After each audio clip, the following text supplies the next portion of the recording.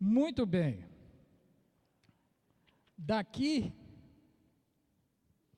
a 4 dias, o mundo, a maior parte do mundo, estará comemorando o Natal. A pergunta geralmente é feita pelos meios de comunicação, nas entrevistas que a gente vê por aí.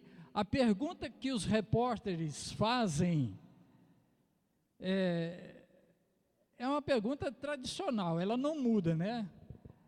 E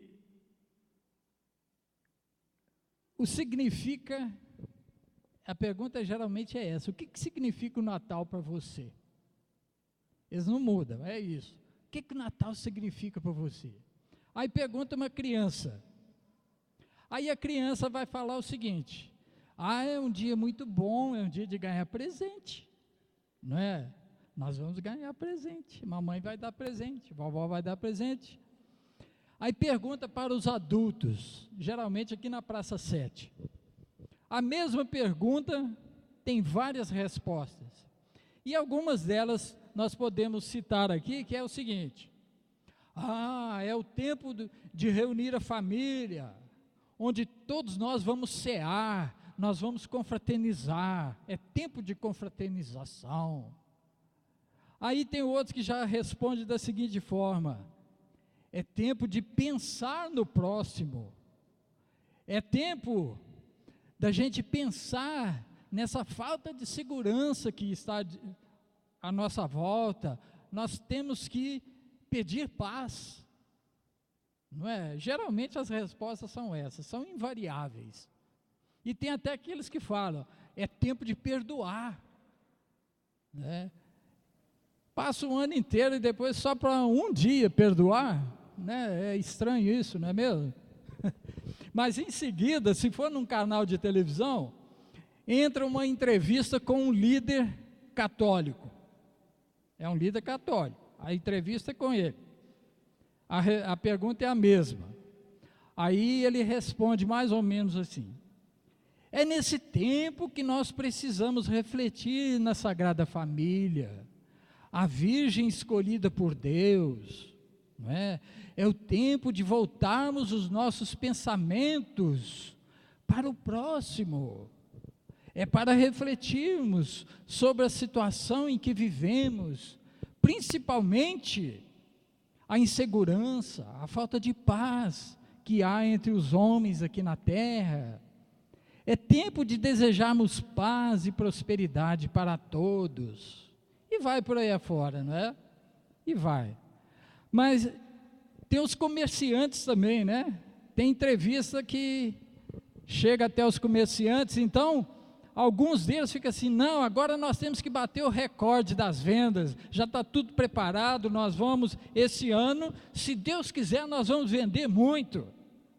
Em compensação, já tem os outros, aqueles outros comerciantes que já reclamam que as vendas estão abaixo da expectativa e que prejuízos estão à vista, né?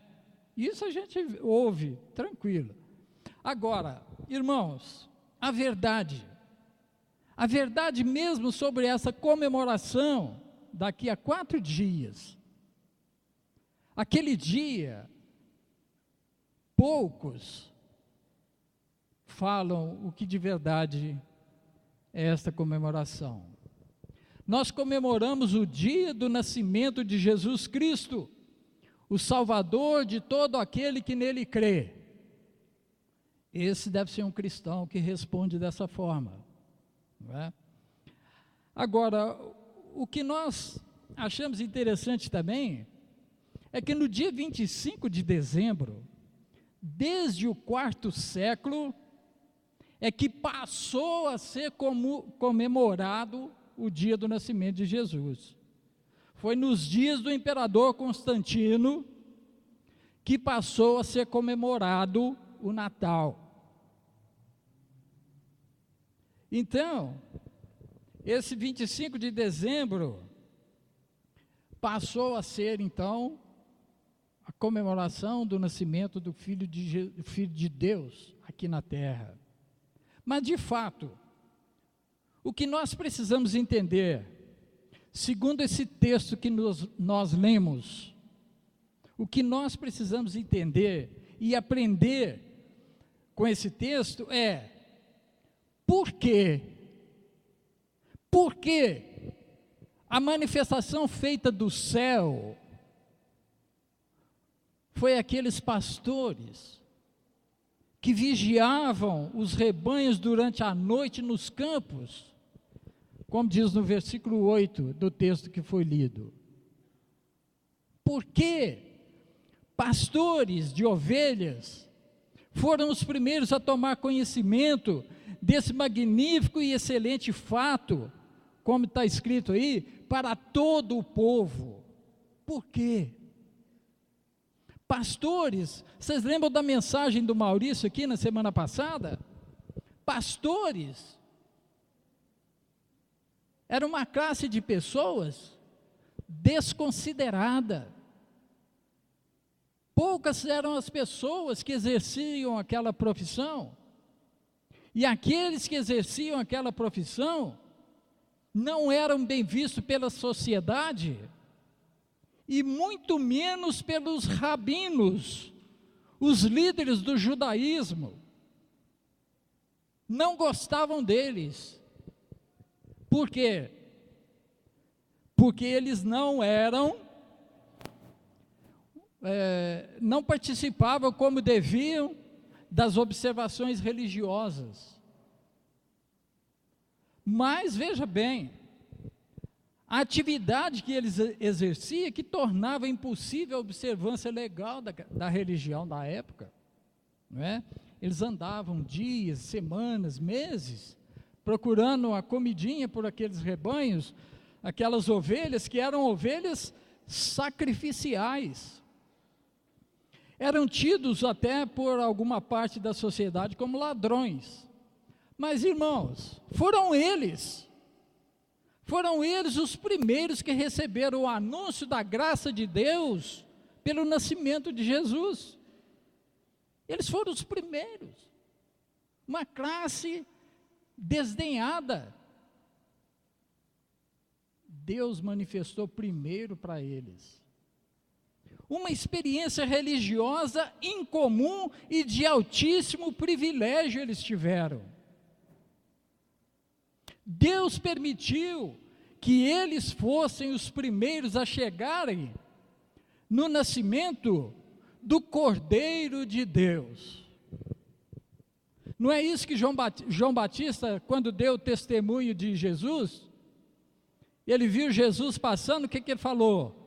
Eis o Cordeiro de Deus que tira os pecados do mundo. Esse Cordeiro nasceu onde? No meio de cordeiros, no estábulo, no lugar correto. Onde um cordeiro deve nascer é junto dos outros cordeiros. E foi lá que os pastores de cordeiros foram ver primeiramente o Cordeiro de Deus aqui na terra. Pessoas desdenhadas, pessoas excluídas da sociedade, pessoas mal vistas, mas foram esses homens que tiveram o privilégio de tomar conhecimento do Cordeiro de Deus, que tira o pecado do mundo.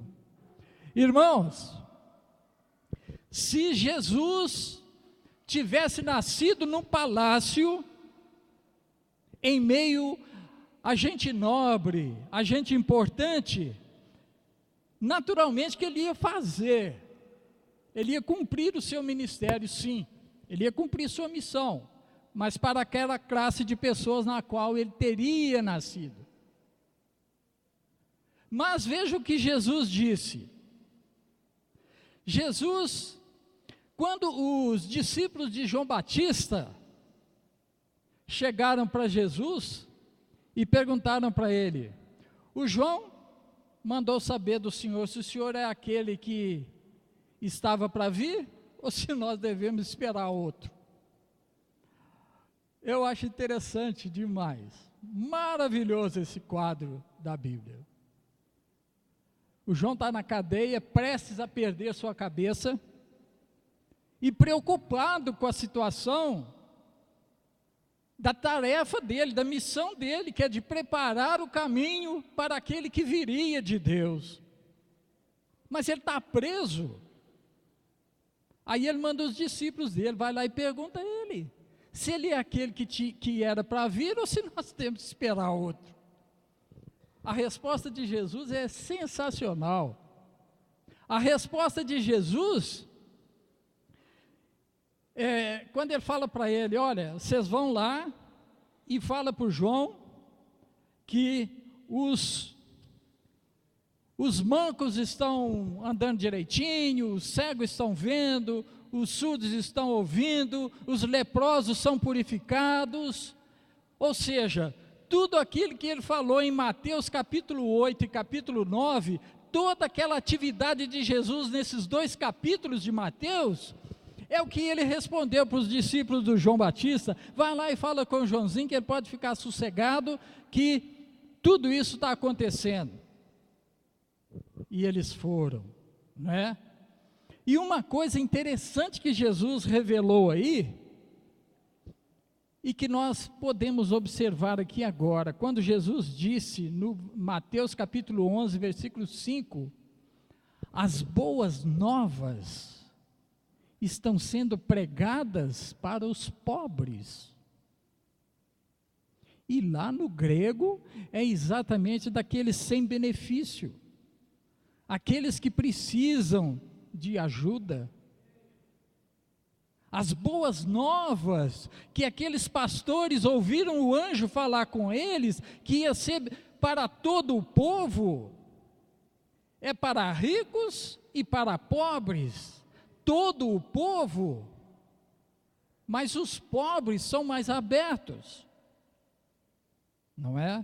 Os pobres, então Jesus registra isso lá em Mateus 11, 5, que a eles está sendo pregado o Evangelho, as boas novas está sendo pregada para eles. Você pode falar com o João Batista, que ele pode ficar sossegado, que está tudo certo, não é? Então, Deus quis, irmãos, que Jesus viesse numa classe de pessoas que trabalhava pesado, trabalhava duro. O Marcos registrou no capítulo 6, versículo 3, que Jesus é o carpinteiro, o filho da Maria. Marcos 6,3, esse é o carpinteiro, é o filho da Maria. Agora, depois ele diz, e o Lucas registrou no capítulo 9, versículo 58, ele não tinha onde reclinar a cabeça. O filho, as aves, os bichinhos, os passarinhos têm seus lugares, seus ninhos, suas tocas, mas o filho do homem não tem onde reclinar a cabeça. Irmãos, o que nós precisamos entender para a nossa vida, e é um fato que nós vimos aqui hoje, vimos ontem lá no acampamento, eu não fui lá, vi na foto, infelizmente eu não pude ir, mas nós vimos aqui hoje. O que nós precisamos entender é o tempo que Deus mostra sobre a vinda do seu Filho, a manifestação de Jesus Cristo, que nós vimos lá em Lucas 2, versículo 11.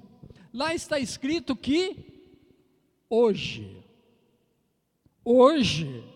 na cidade de Davi lhes nasceu o Salvador, que é o Cristo, o Senhor. E o versículo 10 diz que é a boa nova para todo o povo. Mas quem ficou sabendo primeiro foram aqueles homens, aqueles que ficavam no campo, junto com as ovelhas, possivelmente olhando as estrelas, observando a lua, contemplando a natureza lá nos campos, lá naquele Oriente Médio, né, naquele deserto da Judéia, uma noite limpa, clara, e ele observando aquilo lá, pensando no Deus de seus antepassados, como seria que eles estariam diante do seu Deus, o Deus dos seus antepassados. E aqueles que haviam criado, aquele Deus dos seus antepassados que havia criado todas aquelas estrelas e aqueles seres maravilhosos do céu, né? Os que vivem nos palácios, os que vivem na elite, eles não têm tempo de observar isso, né? Não tem. O pobre tem. O pobre tem tempo de olhar para o céu, observar estrelas, ver lua, não é? Ver.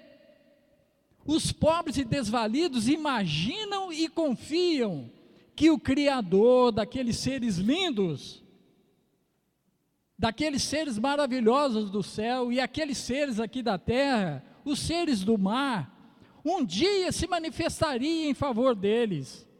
E ele se manifestou em favor de todas essas pessoas.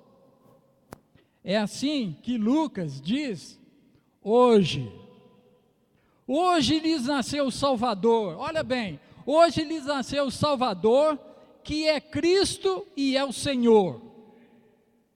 3 títulos de nobreza para o Filho de Deus, que foi revelado para aqueles homens renegados naquele dia: Salvador, Cristo e Senhor. Salvador, porque Ele veio para salvar as nossas almas do inferno.